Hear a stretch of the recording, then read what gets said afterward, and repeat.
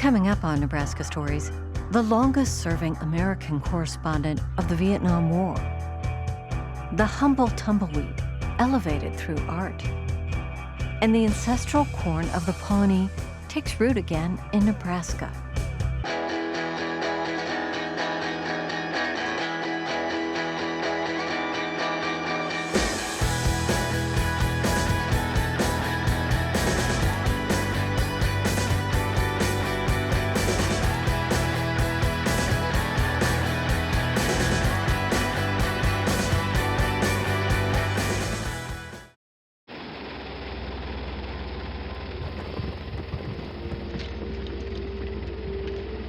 On April 29, 1975, South Vietnam's government and military collapsed as North Vietnamese troops attacked Saigon.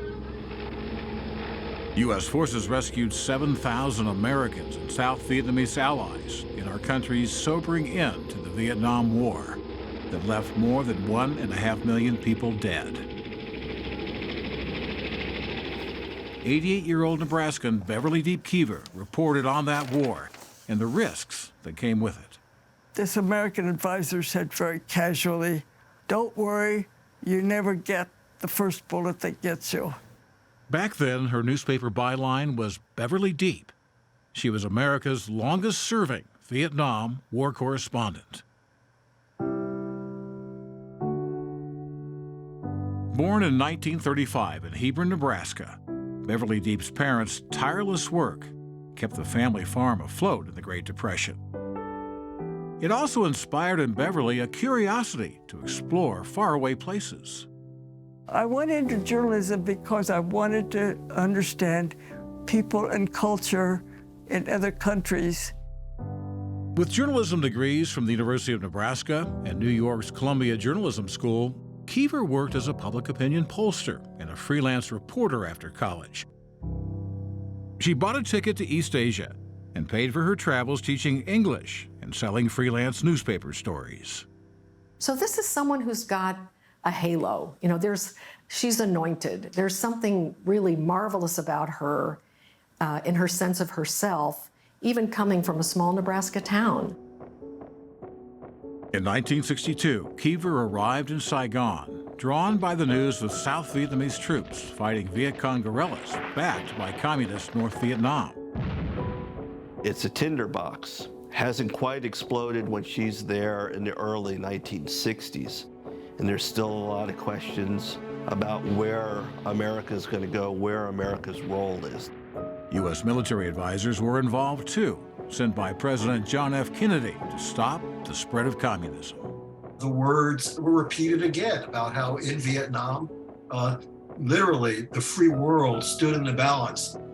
As more U.S. troops poured in, Keever wrote to a friend in Nebraska. I am undergoing a shock treatment here. All those professional and personal ideals, which had never been shattered until I reached here, seem to be under constant bombardment. Keever was the only woman among a handful of male correspondents covering South Vietnam at the time. The men earned full-time pay with health benefits. Keever did not. Because she didn't have health care, Keever almost died from an infection on one war reporting trip. An American secretary with the construction company found me and got me to the hospital.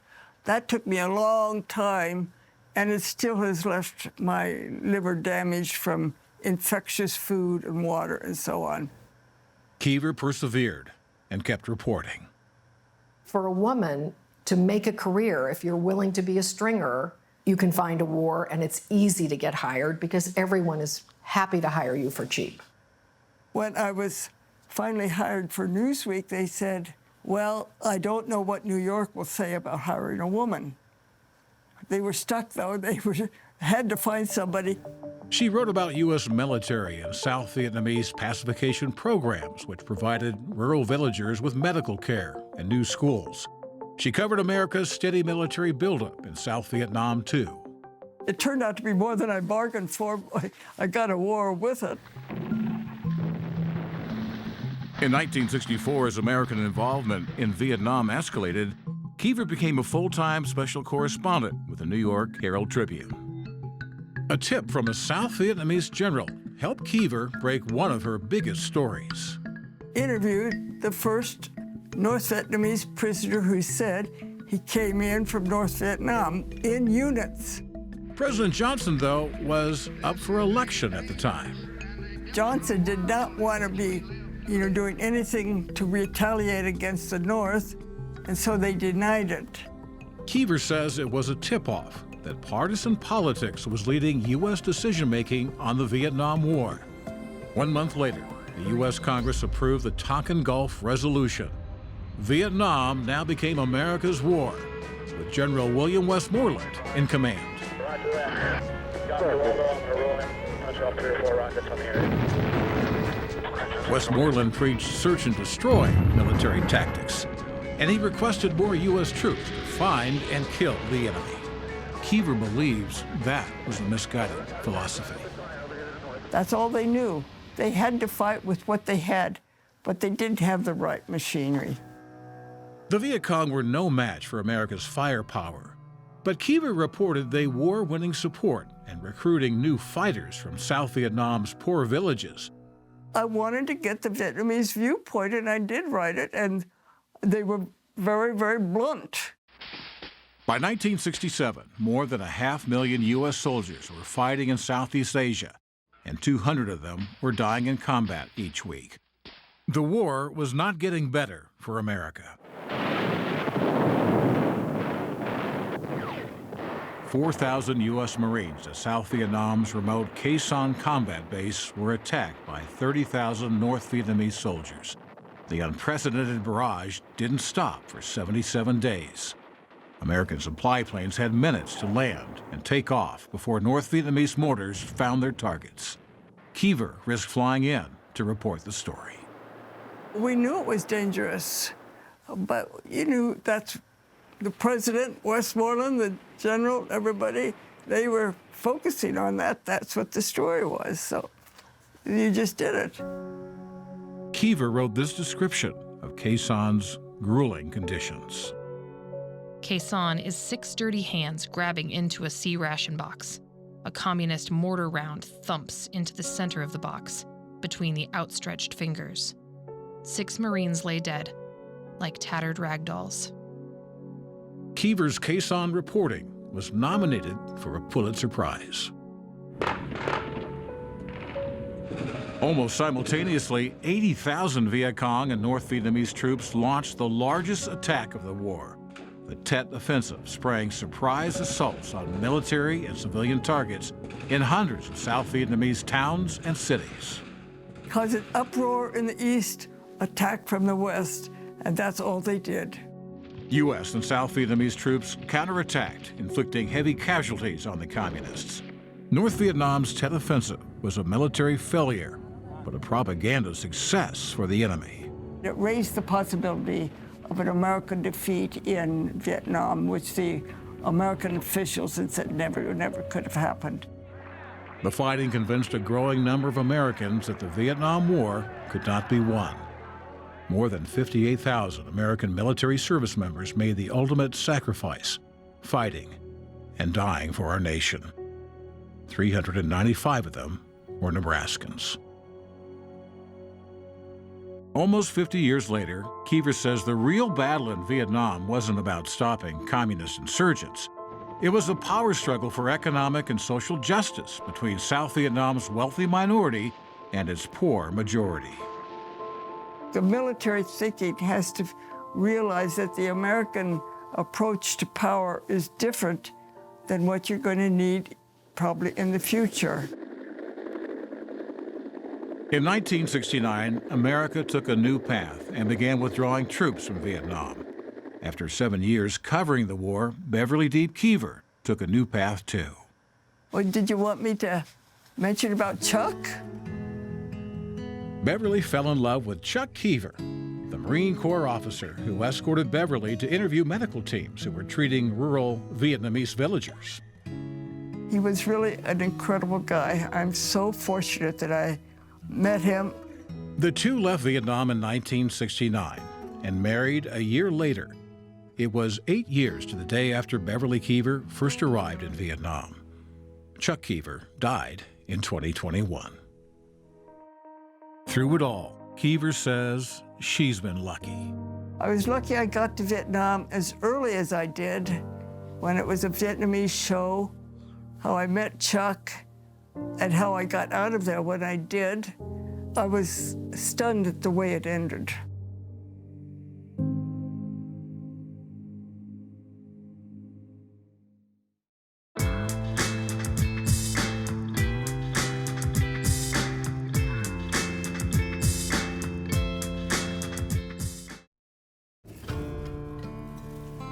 The sculptor is anyone who makes things. Got to use your hands. You talk with your hands is really what it is, but something three-dimensional comes out of that. Shapes are just like words. You know, shapes are my words. I'm Leslie Bruning. I'm a sculptor living and working in Omaha, Nebraska. In downtown Omaha, the Hot Shops Art Center is part of the city's thriving art scene. Inside is a collective of studios where artists of all types work and collaborate. Les Bruning, one of its founders, is a sculptor known worldwide for his bold designs and vibrant colors. Both my mom and dad grew up on farms in Missouri, and from that generation, they made things.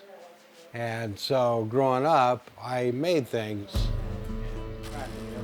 Today, he's speaking to a group of students who traveled from Kearney to get a peek inside the world of a professional artist. I went to Nebraska Wesleyan, and I had kind of a boring freshman year, you know, because I was taking biology and things that I wasn't sure why I was in class. My sophomore year, I signed up for a ceramics class, and the rest is history. The students are here as part of a grant from the Mid-America Arts Alliance, for which Bruning has been commissioned to create a mobile. Metal is heavy, and so most people don't ever think of metal as being light, but if you're making mobiles and using metal, you can make them seem very light and fluid, and a lot of that happens with how things balance. When finished, the mobile will hang in the Merriman Performing Arts Center in Kearney, which was originally built in 1926 and is listed on the National Register of Historic Places. I went out to see the space and took pictures of it and looked at it from different angles and thought about, you know, how it's going to fit in that space. His goal is to capture the spirit of Nebraska, and he was inspired by an unlikely source. Well, the central part of it is a tumbleweed. If you look at pictures of tumbleweeds or look at the real tumbleweed, you'll see they're translucent. They're dry, they're airier, they're sort of hostile looking. One of the themes that I've always used when I talk about art is the theme of chaos. And then what do you do with chaos? Well, that's what creation is. It's creating something out of chaos. I think tumbleweeds are chaos because they're untamed. I mean, they've been trying to kill those things for hundreds of years, and they can't do it. They just randomly go wherever they want, you know, so that's really chaos. The piece, called Nebraska Symphony, manages the chaos through a delicate balancing act, creating a kinetic sculpture in constant motion. You know, one of the ideas is that wind affects everything in Nebraska. The main structure of the piece is a spiral, invoking the tornado-like dust devils Bruning remembers chasing as a kid while growing up in the panhandle of Nebraska. The thing about a mobile is you want it to be able to move, but you don't need fast movement. Each one of these has a loose connection so that it self-balances. Now, just the movement of the air in the building, opening the door, will create a light movement in it at all times, and then it'll gently go up and down this way. That's the Nebraska wind. All right, we got all these on. Yeah, always have to twist them to get them on. Look at that one, isn't that nice? Today was installation day, which is always sort of the climax of many months of work. Mainly it turned out how I envisioned it, but I didn't know how I was going to get there when I started. We want it like this.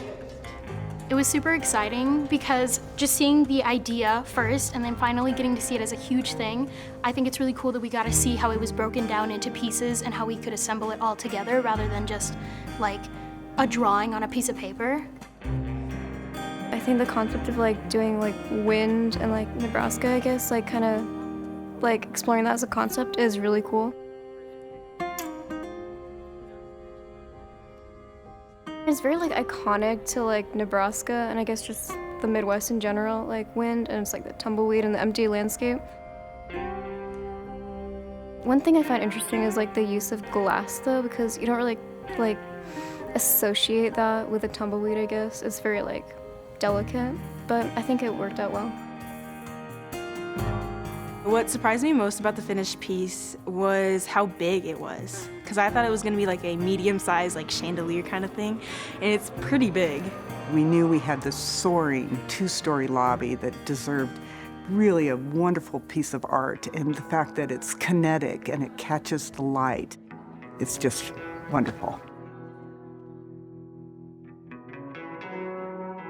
Like I tell my wife, the easiest thing I do is go to work because I'm completely free at work. But it's always take it to the end and do it right.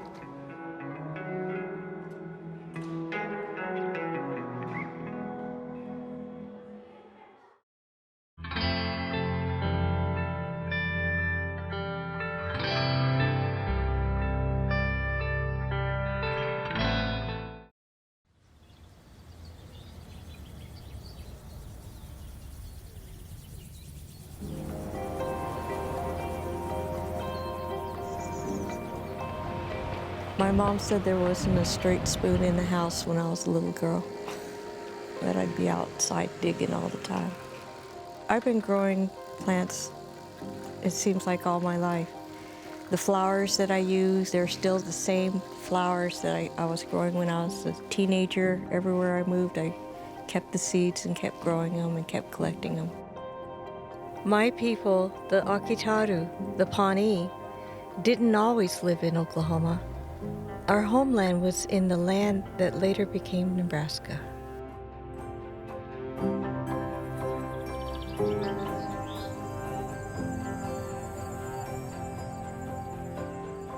My great-great-grandparents couldn't take much, but they took their sacred corn. We held on to that corn from that walk all the way from Nebraska down to Oklahoma, a really difficult, challenging time where many of our people were lost. But some of us still held those seeds. Then it's just a really beautiful thing to me that decades later, we found a way for those seeds to still germinate, even if they were down to like a handful of seeds.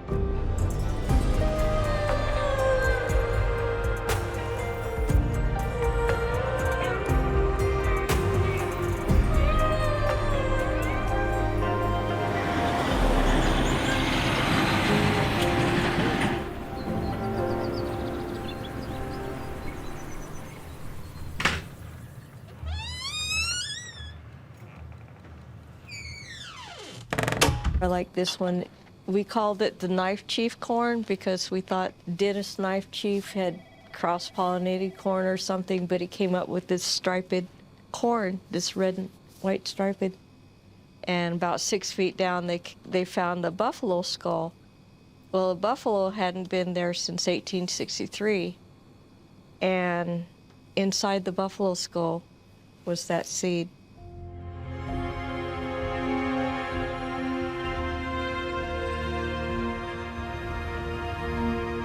The corn didn't reach its full potential in Oklahoma. The Oklahoma soil weakened the seed. So our Pawnee put the seeds away.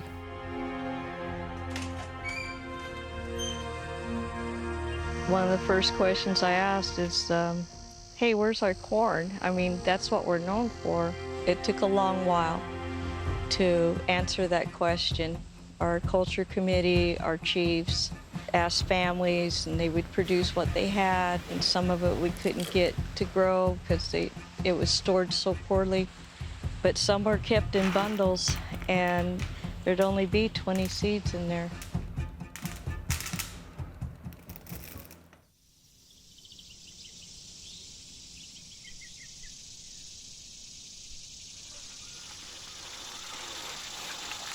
One day, I got an unexpected call from Nebraska.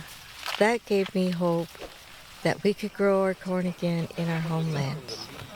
I worked at the Archway in Kearney over I-80 that teaches a lot of history about the trails and transportation. And I had natives telling me, you really need to teach more about the 1,000 years before that. So that's how I met Deb Eckelhock. I wanted to start a program about the Pawnee because we're in the homeland here in central Nebraska. So wanted to have gardening as part of that because I grew up on a corn farm and I've always gardened. She sent me just 25 seeds in 2004, the first year, and I planted them like we do. We plant corn in late April here in Nebraska, so I went out and did that, and I was all excited, and it all rotted in the ground. It was too early and too cold. So the next year, she sent 25 kernels. She said, I have 25 left. This is it. I can't part with the last 25. We have to be able to show our children what it looked like once. Ronnie O'Brien, she's my little corn sister. In fact, we gave her name in Pawnee. Yeah, I think she cried for days when that happened. We talk almost daily and sometimes several times a day. Other Nebraska farmers wanted to plant Pawnee corn too. One was Dale Fite, a man that I would later call friend. We wouldn't be here if it wouldn't have been for the Pawnee helping my family. When they homesteaded just a mile south of here in 1869, there was a Pawnee encampment another mile south of them. It was the Pawnee, and they ended up, trading food and things with them, and it's evolved into a love affair, and like I say, in a very spiritual way. It's become, the connection with the Pawnee people. They are truly family. This is a manicuring of a precious resource from a historical and spiritual base that is teaching us how we need to be in the future. It is teaching the next generations.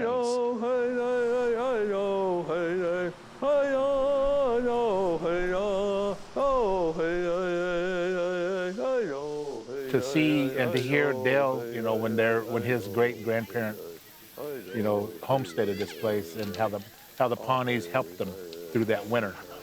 They felt they owed something to them Pawnees. It's pretty awesome that he still feels that way. I mean, that was a long, long time ago, and things die off, but that's still in his heart, in his family's heart, to recognize that. That really tells me a lot about him and his family, that they're really good people. Yeah, so it really makes a nice drink, and you don't have to heat it, just infuse it. Each fall we travel to Nebraska to pick and prepare corn for our ceremonies and to restore our traditional diet. There's always a feeling for me when I am here with this land of being home, which in a sense, maybe I feel a little bit silly to say because I've never lived here, but it's true.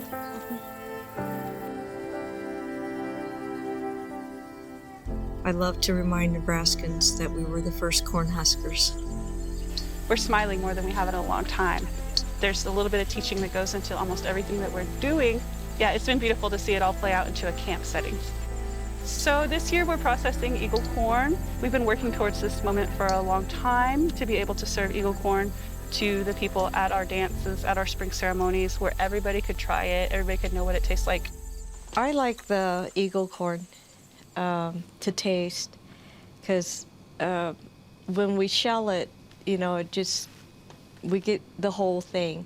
We're careful about how we take the kernels off the cob. But when you cook it, we'll blanch, roast it, and then take it off the cob.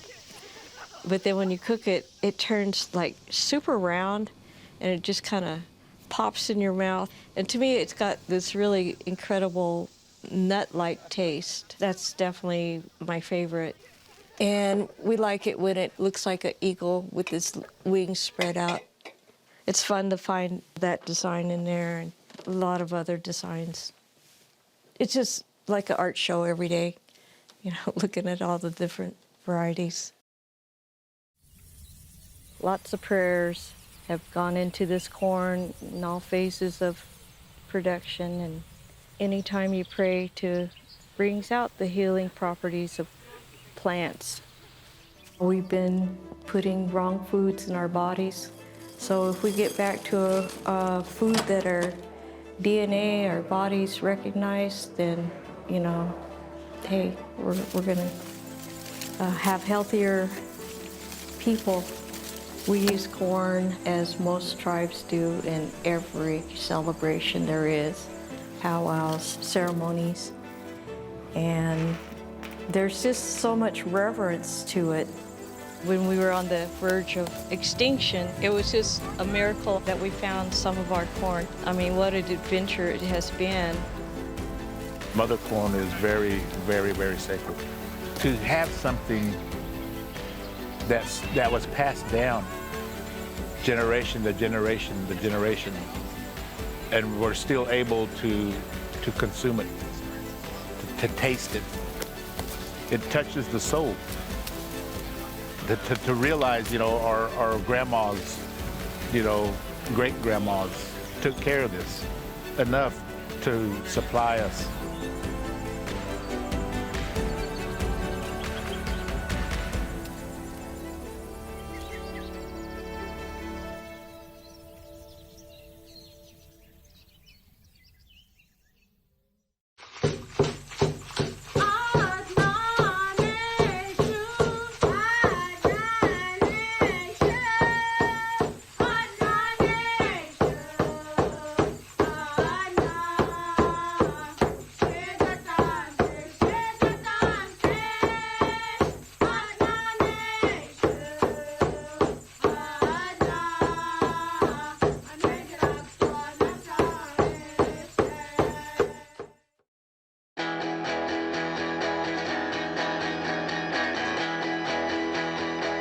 Watch more Nebraska Stories on our website, Facebook, and YouTube. Nebraska Stories is funded in part by the Margaret and Martha Thomas Foundation and Humanities Nebraska and the Nebraska Cultural Endowment.